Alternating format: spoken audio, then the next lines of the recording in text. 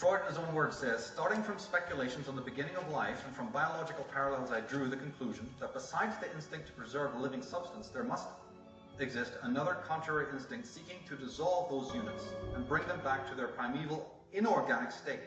That is to say, as well as an Eros, life instinct, there was also an instinct of death. This has been very controversial. It's an ongoing dispute whether this exists or not. Well, I think it does.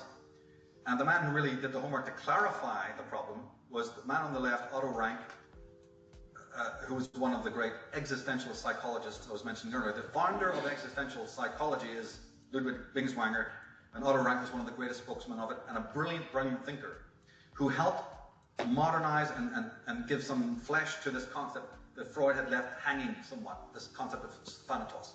And do you know what Otto Rank said that Thanatos was, the death instinct was?